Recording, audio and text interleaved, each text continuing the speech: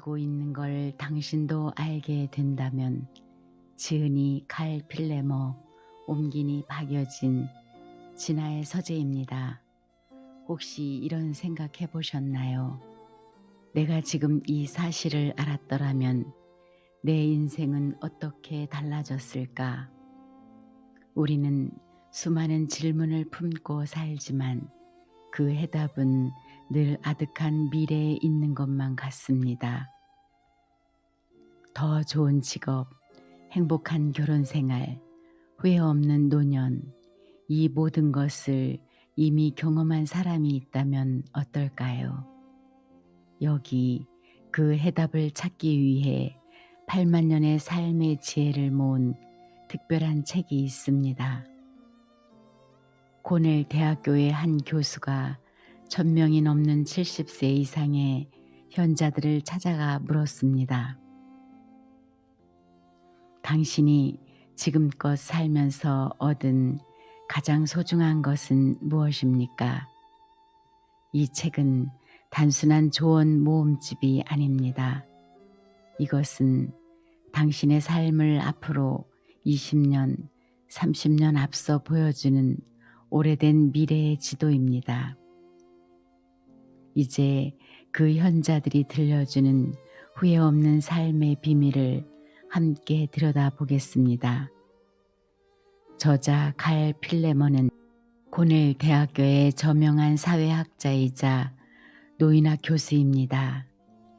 그는 자신의 연구를 인류 유산 프로젝트라 명명했습니다. 수십 년간 노년층을 연구하며 깨달은 것은 가장 현명한 멘토는 바로 오랜 삶을 살아낸 인생의 현자들이라는 사실이었습니다. 그는 5년에 걸쳐 직접 현장으로 나가 1000명이 넘는 노인들을 인터뷰하며 그들이 이 삶에서 배운 가장 중요한 30가지 교훈을 이 책에 집대성했습니다. 번역가 박여진은 현자들의 깊은 울림과 따뜻한 통찰이 한국 독자들에게 온전히 전해질 수 있도록 단순한 번역을 넘어 지혜의 감동을 되살리는 데 집중했습니다. 그럼 이제 책 속으로 들어가 보겠습니다. 일출을 보려면 어두울 때 일어나라. 직업과 관련해 인생의 현자들은 모두 한 목소리로 이렇게 묻는다. 아침에 일어났을 때 오늘 할 일이 기대되는가? 아침에 일어나 하루가 두려워진다면 재앙이라고 인생의 현자들은 말한다. 그들 역시 그런 기분을 겪어봤다. 셀리 윌슨은 학교 교사로 30년을 보냈고 자신의 직업을 사랑했다. 그녀의 충고를 들어보자. 무엇보다도 재미있다고 생각하는 일에 관심을 쏟아야 해. 내 주변에는 관심도 없으면서 돈을 많이 벌 수 있는 분야라는 이유로 직업을 택한 친구들이 많았어. 아무리 돈을 많이 번다 해도 아침에 기쁘게 출근할 수 있는 직업보다 더 가치 있는 것은 없지. 두려움이 아닌 즐거움, 그보다 더 큰 보상은 없으니까. 농부인 엘버트 풀섬은 특유의 창의력을 발휘해 이런 말을 들려주었다. 일출을 보고 싶으면 어두울 때 일어나야 해. 좋은 직장이 있다면 늦지 않고 제 시간에 직장에 가서 즐겁게 하루를 맞고 싶을 거야. 지금 하고 있는 일을 즐겨. 좋아하지 않는 일을 하기에는 하루가 너무 길거든. 좋아하지 않는 일을 하고 있다면 얼른 다른 일을 알아봐. 아침에 일어나서 하기 싫은 일을 하러 가는 것보다 더 가혹한 형벌은 없으니까. 혹시 마구 고함을 지르는데 소리가 나오지 않는 악몽을 꾼 적이 있는가?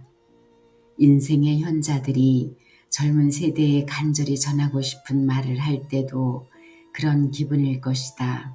그들이 우리에게 간절히 해주고 싶은 말은 바로 싫어하는 일을 하며 몇 년을 보내는 것은 후회의 지름길이요 비극적인 실수라는 것이다.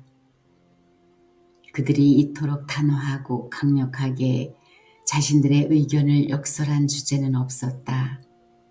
그들이 이 책을 읽는 독자들이 꼭 알았으면 하는 한 가지는 가장 자주 언급했던 주제이기도 하다. 그들은 말한다.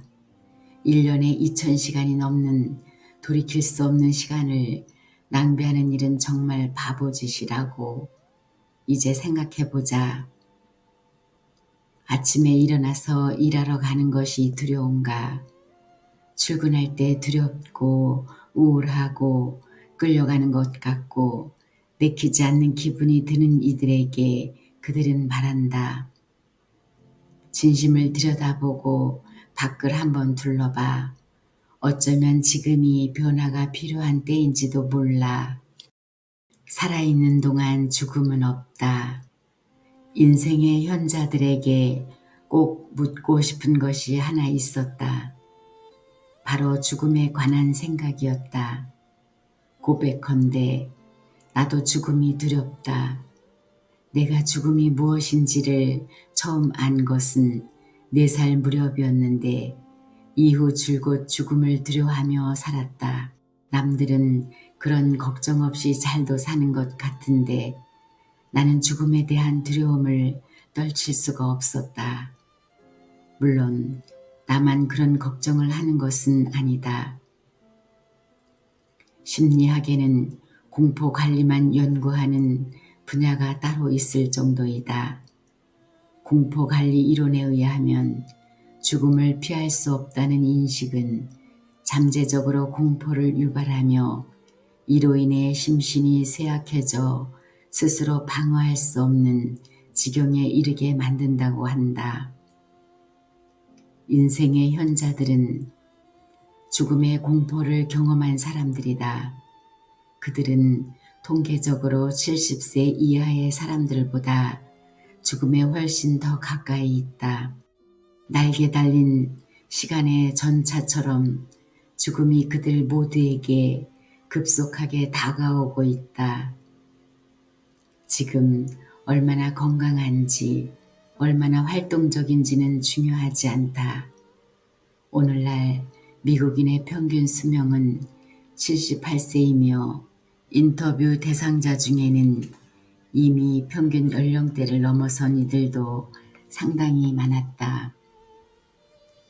현재까지 보고된 이미 평균 연령대를 넘어선 이들도 상당히 많았다. 현재까지 보고된 세계 최고령자는 적극적인 프랑스 여성인 장 칼망으로 그녀는 122세까지 살았다. 그 정도까지 사는 사람이 또 있을지 모르지만 그 역시 영원히 살지는 못한다. 노인들에게 죽음에 관해 물어보는 것이 금기라는 사실은 나도 알고 있다. 하지만 나는 그들에게 솔직하고 직접적으로 죽음을 어떻게 생각하는지 물어보기로 했다. 가장 먼저 이런 질문을 했다. 어르신 연세가 되면 앞으로 살아야 할 날보다 살아온 날들이 더 많다는 사실을 알게 되잖아요. 삶의 끝자락에 있다는 건 어떤 느낌입니까? 그리고 이어서 죽음에 대해 얼마나 많이 생각하는지, 삶에 품었던 기대는 무엇이었는지, 평소 죽음에 대해 걱정하는 수준인지 아니면 공포에 사로잡혀 있는지 등에 관한 이야기를 나누었다. 놀랍게도 그들에게서는 죽음에 대한 두려움도 죽음을 거부하는 모습도 찾아볼 수 없었다. 그들은 죽음에 대해 강렬하고 압도적인 공포를 느끼는 것은 오히려 젊은 사람들이라고 했다. 그들은 죽음을 현실적으로 받아들였고 기꺼이 죽음에 대해 이야기할 준비도 되어 있었다. 인생의 현자들은 죽음을 자주 생각하지는 않으며 젊었을 때보다 덜 생각한다고 했다. 고령에 이를수록 죽음을 덜 걱정한다는 연구 결과는 이미 알고 있었지만 솔직히 인생의 현자들이 자신의 죽음에 대해 거리낌 없이 말하는 것을 편하게 들을 수 있을 정도로 내 마음은 준비가 되어 있지 않았다. 인생의 현자들이 죽음에 관해 들려준 이야기는 이런 것들이다. 로즈마리 브루스터는 평생을 거르지 않고 꼬박꼬박 교회에 나갔다. 로즈마리에게 사후의 생을 믿느냐고 묻자 그녀는 이렇게 대답했다. 궁금할 때가 많지. 사후의 생이 정말 있는지 나도 궁금해. 이제 알게 되겠지. 더 이상 그 문제로 성가시게 걱정하지 않아도 될 거야. 곧 알게 될 테니. 로즈마리는 노인이 된 후 죽음에 대한 감정이 크게 바뀌었다고 했다. 자네도 어렸을 때는 잠자리에 들면서 죽음에 대해 생각을 많이 하지 않았나. 아프기도 하면 이러다 영영 못 일어나는 건 아닐까 걱정도 하고 말이야. 난 더 이상 그런 생각은 안 한다네. 나이가 드니까 평화롭게 잠자리에 들게 되더군. 만약 내가 아침에 못 일어난다면 더 좋은 곳에 가 있겠지. 그냥 즐거운 일이라고 생각해. 나도 한때는 몸이 좋지 않거나 하면 잠자리에 들 때 두려웠지. 그런데 지금은 아니야. 당장 죽을 준비가 되어 있다는 말은 아니지만 그렇다고 죽음이 두려운 건 아니라네. 그저 삶에 다른 지평이 있을 거라고 생각해. 이미 그곳에 가서 나를 기다리고 있는 이들도 있고 전혀 걱정하지 않아. 나도 내가 죽음을 이렇게 받아들이게 되리라고는 생각도 못했지. 이 장의 맨 앞에 등장했던 에드위나 엘버트는 죽음을 대하는 인생의 현자들의 보편적인 모습을 좀 더 구체적으로 보여주었다. 그것은 관심과 호기심, 수용이 한데 어우러진 모습이다. 따뜻하고 재치 있으며 열린 마음의 소유자인 에드위나는 현재 94세이다. 우리가 어디로 가는지 왜 아무도 모르는 걸까? 분명 우린 절대 알 수 없는 이유가 있을 거야. 죽음은 신비니까. 제 아무리 똑똑한 사람이라 해도 죽음에 관해서는 나나 그 사람이나 모르긴 마찬가지지.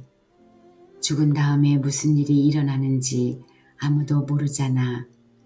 하지만 나는 아주 편안해. 죽음이 두렵지 않아. 솔직하게 말하자면 죽음 가까이 갔던 경험이 내겐 큰 영향을 미쳤지만 그 이야기는 하지 않을게. 아주 개인적인 이야기니까. 신이 나를 살려두신 건 뭔가 이유가 있을 텐데 그 이유는 모르겠어. 110세 정도 되면 알게 되려나. 죽어간다는 것도 전혀 두렵지 않아. 죽음은 아주 자연스러운 일이야. 모든 것이 언젠가는 다 사라지니까. 다시 태어나는지 아닌지, 사후에 무슨 일이 벌어질지는 아무도 모르지. 죽음에 관해 이야기할 때 남편이 자주 하던 말이 있지. 당신이 천국에 간다면 정말 좋겠어. 그런데 이제 좀 자면 안 될까? 종교적 믿음이 깊은 인생의 현자들은 신앙의 의지에 죽음을 편안하게 받아들이는 경향이 있다. 그들에게 죽음이란 단지 저 세상의 문으로 들어가는 단계에 지나지 않기 때문이다. 독실한 기독교 신자인 마리 클라크는 건강이 좋지 않은 상태지만 죽음에 대해서는 걱정하지 않는다. 내 신앙이 나를 어디로 데려갈지 알고 있죠. 내가 이 세상을 떠날 때 어디로 가게 될지도 알고요. 신이 나를 당신 집으로 불러주실 거예요. 어떻게 보면 게으르게 보일 수도 있지만 그분의 나라에서 그분과 함께 하리라는 말씀을 믿으니까요. 설령 마리처럼 독실한 신앙을 갖고 있지 않다 해도 많은 인생의 현자들이 사후의 삶이 있다고 믿었다. 플로라 텀벌은 죽음을 새로운 시작으로 본다. 내겐 신이 중요한 존재지. 나는 종교와 종교적 실천의 울타리를 들락날락하며 살았어. 하지만 영적인 것은 늘 생각했다네. 사후에 대한 생각을 물었나? 그건 새로운 모험이지. 나는 천국이 다시 만날 사람들로 가득한 곳이라고 생각하지 않아. 한 번도 만나지 못한 사람들로 가득한 곳일 거야. 그러니 얼마나 설레는 모험이겠나. 종교가 있는 사람들만 죽음에 대한 공포 없이 노년을 보내는 것은 아니다. 실제로 신을 믿지 않는 인생의 현자들 중에서도 삶의 마지막을 편안하게 받아들이는 사람들이 있다. 내가 인터뷰했던 트루디 스코프노는 예술작품과 책들이 가득한 뉴욕의 한 아파트에 살고 있었다. 그는 지적이고 세련된 뉴요커의 전형으로 자의식도 높고 분석적이며 매우 폭넓게 살아왔다. 트루디는 종교를 믿지 않는다. 나는 자연히 신이라고 믿어. 어머니와 할머니는 종교적인 집안에서 자랐지만 아버지는 종교가 없었지. 그래서 우리도 별다른 종교 없이 자랐어. 하지만 로즈마리 브루스터와 마찬가지로 트루디 역시 지금의 나이에 이르니 죽음을 두려워하던 생각이 바뀌었다고 했다. 그 또한 죽음에 대한 공포는 젊은 사람들에게나 있는 것이라고 했다. 삶이 곧 죽음이고 죽음이 곧 삶이지. 죽음을 생각하는 건 더 젊었을 때나 하던 일이야. 그때는 이런 생각을 했던 것 같군. 어떻게 내가 살아있지 않을 수 있지. 정말 다행스러운 기분이지. 하지만 최근 몇 년 동안 나는 죽음을 생각하지 않았어. 내게 그리 많은 날들이 남아있지 않다는 건 알아. 하지만 걱정은 안 해. 할 수만 있다면 매일 밤 나가고 싶은 것도 그런 이유지. 할 수 있는 일은 뭐든 하고 싶어. 하지만 죽는 걱정은 안 해. 걱정은커녕 생각도 잘 안 해. 진심이야. 존 스탄스 역시 좋은 사례를 보여준다. 존은 잉글랜드의 노동자 집안에서 자랐다. 그는 집안에서 대학에 간 최초의 사람이었다. 어렸을 때부터 과학에 관심이 많았던 그는 훗날 유명한 학자가 되었다. 그 역시 사춘기를 보내면서 종교에 흥미를 잃었다. 사실 여러 가지 이유로 어제 이 문제를 곰곰이 생각해 보았네. 내가 종교에 무관심해진 것이 언제부터인지 기억하느라고 말일세. 아마 15살 때였던 것 같아. 당시 나는 교회에 다니고 있었는데 어느 날부터인가 다위선이라는 생각이 들더군. 내가 흥미 있었던 건 과학과 철학이었지. 건전한 회의론과 종교를 배제한 현실적인 세계관을 지닌 사람으로 삶을 위협하는 병과 맞닥뜨렸을 때에도 그의 생각은 바뀌지 않았다.